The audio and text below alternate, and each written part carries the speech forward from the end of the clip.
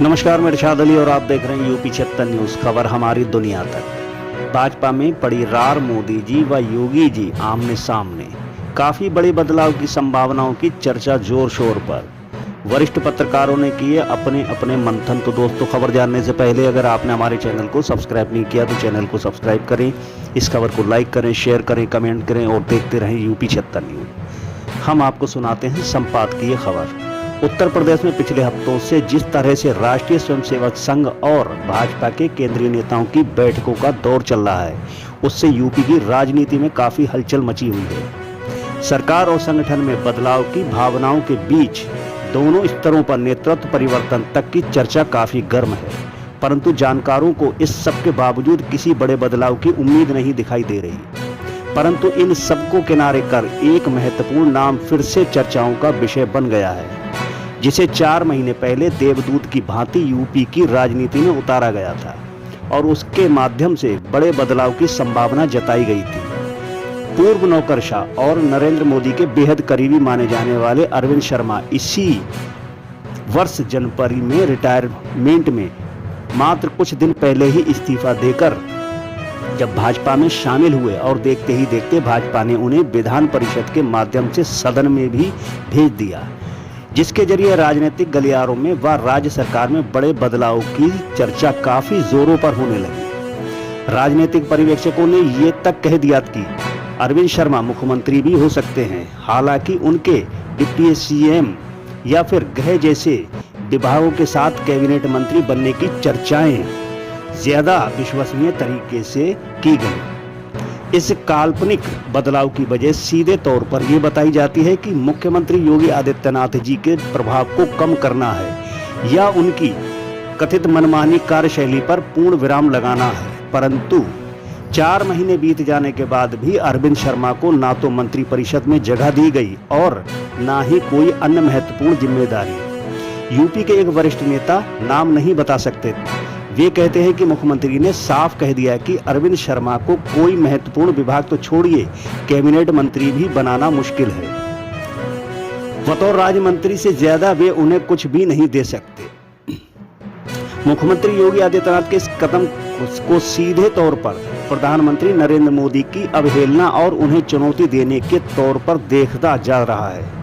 दिल्ली के भाजपा के एक बड़े नेता, नाम नहीं बता सकते, कहते हैं कि पार्टी का नेतृत्व योगी आदित्यनाथ को ये अक्सर याद दिलाता रहता है कि वे मुख्यमंत्री किसकी बदौलत बने, परंतु मौका मिलते ही योगी आदित्यनाथ भी ये जताने में कोई कसर नहीं छोड़ते कि नरेंद्र मोदी के बाद भाजपा में प्रधानमंत्री का विकल्प वही है।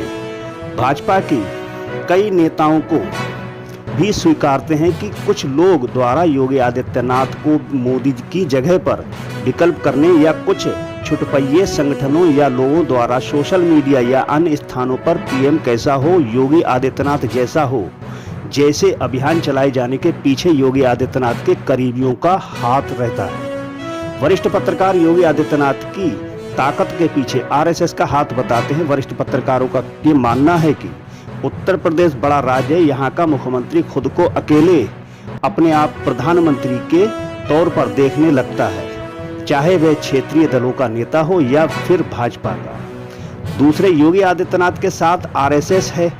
तमाम विरोधियों के बावजूद आरएसएस की वजह से ही वह मुख्यमंत्री बने थे और अभी भी वह आरएसएस की पसंद है। अरविंद शर्मा को देवदूत की तरह उत्तर प्रदेश में भेजना आरएसएस इसे सही नहीं मानता।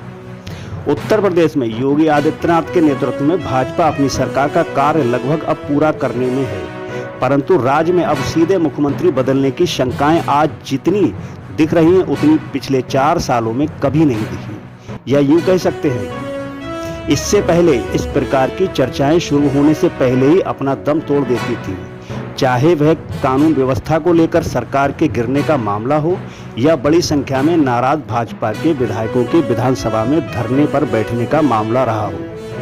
वरिष्ठ पत्रकारों का कहना है कि आरएसएस और भाजपा संगठनों की बैठकों में पिछले 4 वर्षों में ये पहली बार हो रहा है जब कुछ मंत्रियों को अकेले अकेले बुलाकर फीडबैक लिया जा रहा है। वरिष्ठ पत्रकारों की जानिब ये कोई मामूली बात नहीं है कि मंत्रियों विधायकों की जिस प्रकार की शिकायतें हैं कि उन्हें कोई महत्व नहीं दिया जा रहा है, सिर्फ कुछ चुनिंदा अधिकारी ही पूरी सरकार चला रहे हैं। ऐसे में ये तो तय है कि योगी आदित्यनाथ की कार्यशैली को लेकर आरएसएस में भी और भाजपा में भी मंथन शुरू हो गया है। और ये भी सही है कि योगी आदित्यनाथ की ओर से भी अपने बल का एहसास कराया जाता रहता है। अब ये हालात है कि भाजपा योगी आदित्यनाथ को हटा भी नहीं पा रही और उसके नेतृत्व में उत्तर प्रदेश के आगामी चुनाव को लड़ने की हिम्मत भी नहीं जुटा पा रही। अरविंद शर्मा मामले में योगी आदित्यनाथ के रवैये को लेकर भाजपा का कोई भी नेता या मंत्री कुछ कहने को तैयार नहीं है, परंतु इस बात को सभी स्वीकार कर रहे हैं कि पार्टी के अंदर खानों में सब कुछ ठीक नहीं है।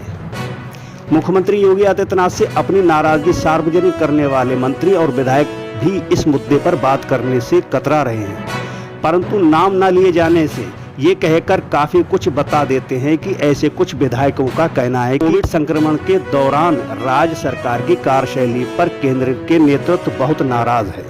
सार्वजनिक तौर पर भले ही इस प्रकरण को संभालने की कोशिश की गई, परंतु इसके बाद भी ताबड़तोड़ बैठकें इसी बात का नतीजा है। पंचायत चुनाव के नतीजों से भी उत्तर प्रदेश में भाजपा बैकफुट पर है। पिछले दिनों आरएसएस के सरकार वहां की पूरी यूपी की राजनीति नब्ज टटोलने के लिए लखनऊ आए थे। इसे पूर्व दिल्ली में उत्तर प्रदेश के राजनीतिक माहौल पर चर्चा के लिए प्रधानमंत्री नरेंद्र मोदी, गृह मंत्री अमित शाह और भाजपा के राष्ट्रीय अध्यक्ष जेपी नड्डा के साथ अहम बैठक भी हुई थी। इस बैठक में उत्तर प्रदेश के संगठन मंत्री सुनील बंसल भी शामिल हुए थे। उत्तर प्रदेश की राजनीति पर हुई चर्चा कि इस बैठक में ना तो मुख्यमंत्री योगी आदित्यनाथ और ना ही उत्तर प्रदेश भाजपा अध्यक्ष स्वतंत्र देव सिंह को बुलाया गया। सूत्रों की माने तो ये बात मुख्यमंत्री योगी आदित्यनाथ को बुरी लगी। हालांकि कुछ राजनीतिक पर्यवेक्षकों का ये भी कहते हैं कि योगी आदित्यनाथ के पक्ष में ना तो बहुत ज्यादा विधायक है और ना ही मंत्री हैं और ना ही आरएसएस इतनी मजबूती से उनके साथ खड़ा है, क्योंकि आरएसएस के पदाधिकारियों का भी वैसी ही शिकायत है जैसी सांसद और विधायकों की है। राजनीतिक पर्यवेक्षकों एवं वरिष्ठ पत्रकारों का मानना है कि भाजपा और आरएसएस बैठकों के जरिए ये मूल्यांकन कर रहे हैं कि योगी आदित्यनाथ को हटाना कितना नुकसान पहुंचा सकता है और उस नुकसान की भरपाई कैसे हो सकती है। और ये सभी राजनीतिक मिश्रा की जानिब से है और बीबीसी चैनल के माध्यम से लिया गया है। तो दोस्तों जुड़े रहिए हमारे साथ ऐसी खबर पाने के लिए।